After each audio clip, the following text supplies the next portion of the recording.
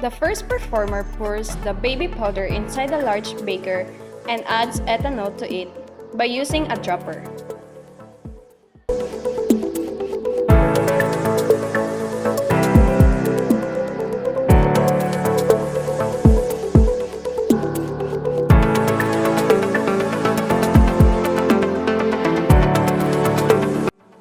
After pouring it, the performer shakes it for 30 seconds. We individually observe that the color didn't change, and it still smells like baby powder.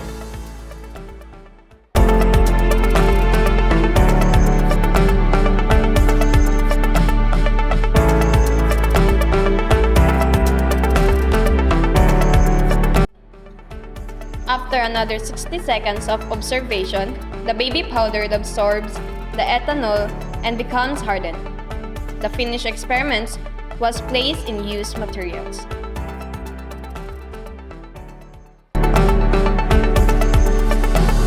The next performer performs the baby powder and diluted HCl. The performer pours baby powder inside the larger beaker and also adds diluted HCl to it by using a dropper.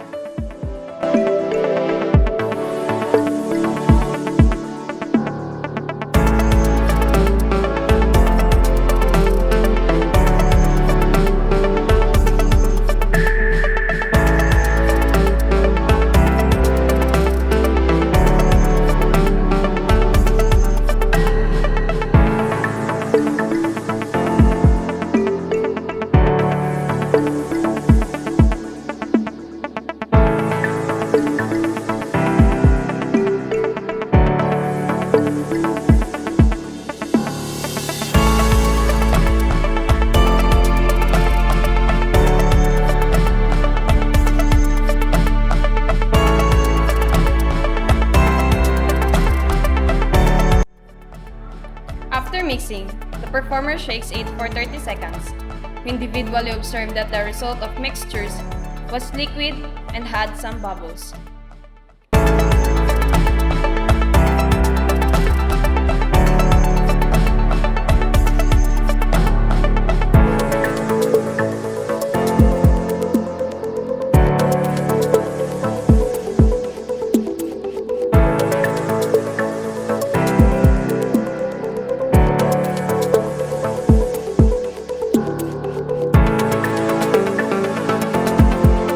The next mixture was performed by Miss Bermudo. She poured baby powder inside a beaker and added water to it using a dropper.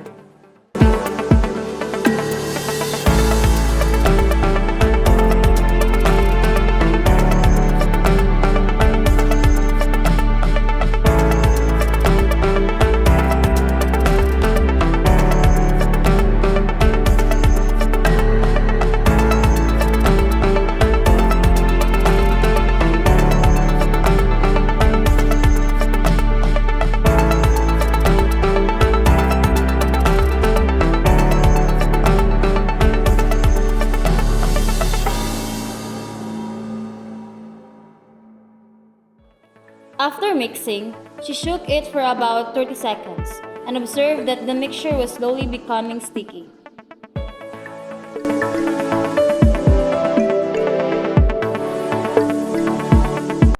After another 60 seconds of observation, the mixture had a totally sticky texture and had the same odor as baby powder.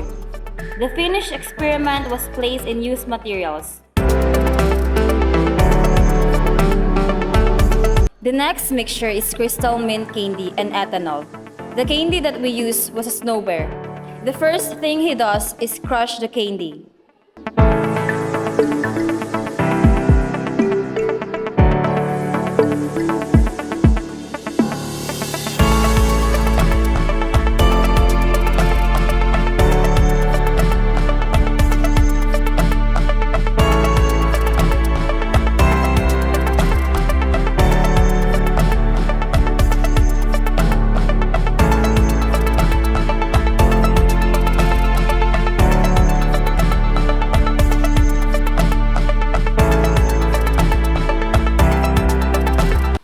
After crushing it, he pours the crystal mint candy into the medium-sized beaker and adds ethanol to it. After mixing, he shakes it for about 30 seconds.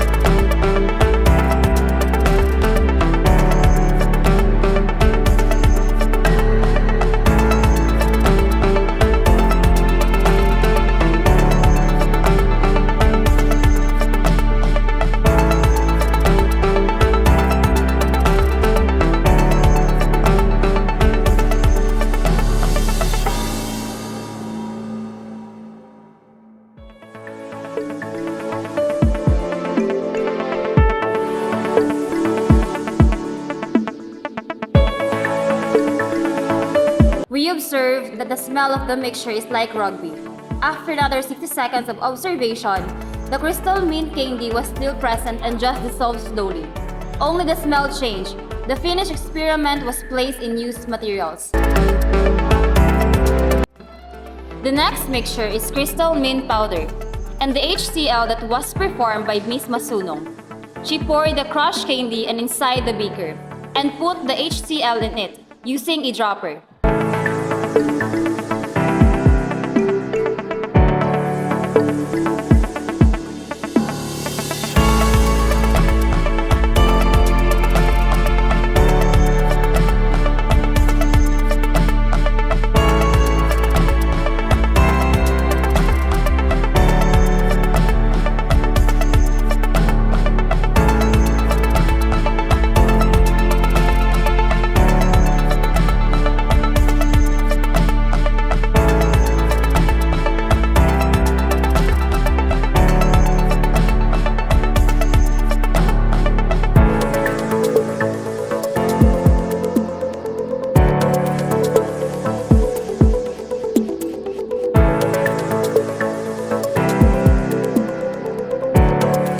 After mixing it, she shook it for about 30 seconds and slowly observed that most of the crushed mint candy was easily dissolved by HCl.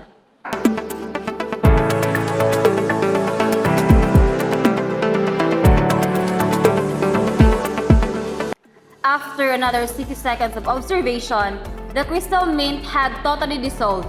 It still smells like a snow bear. The finished experiment was placed in used materials. The next mixture is the crystal mint candy and water. She poured the crystal mint inside the beaker and added a few drops of water using a medicine dropper.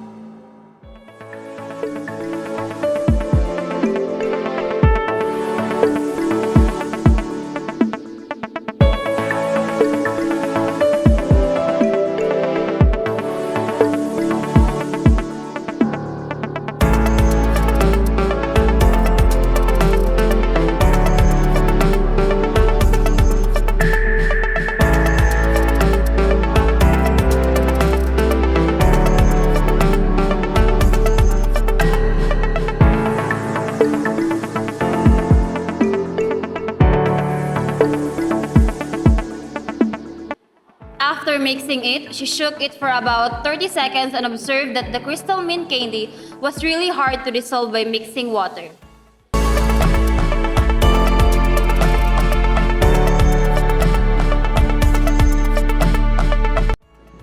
After another 60 seconds of observation, it was just the same as the first observation. The mixture still smells like a snow bear. The finished experiment was placed in used materials.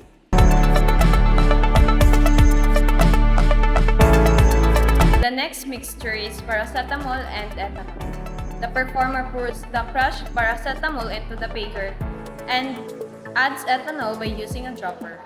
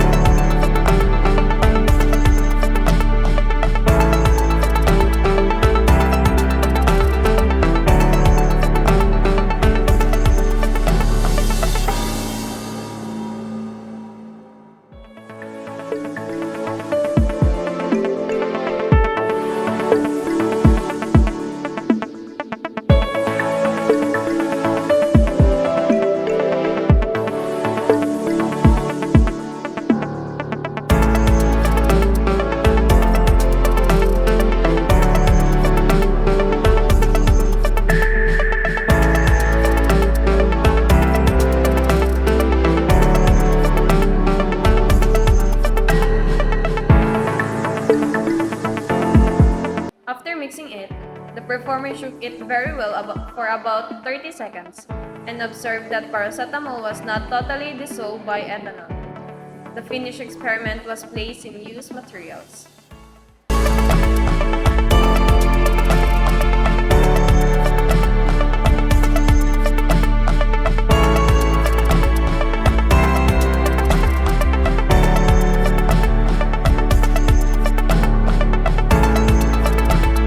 The next mixture is paracetamol and HCl.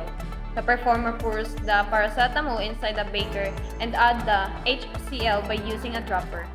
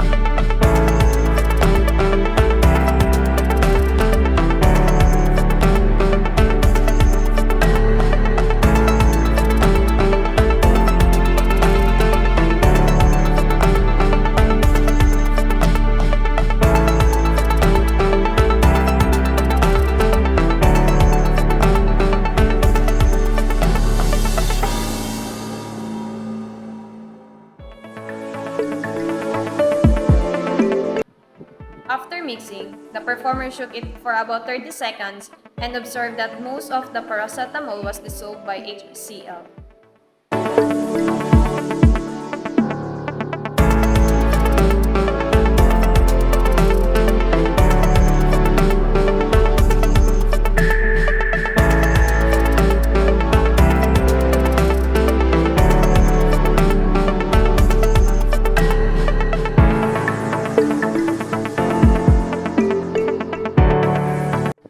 The last mixture is paracetamol and water.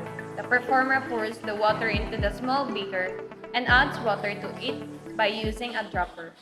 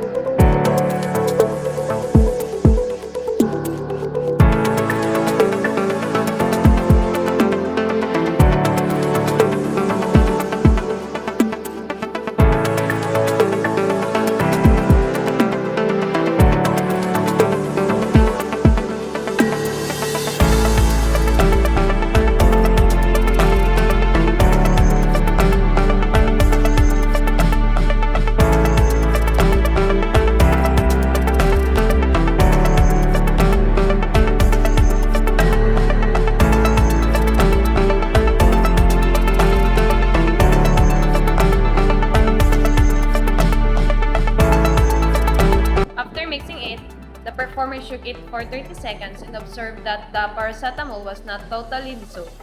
The finished experiment was placed in used materials.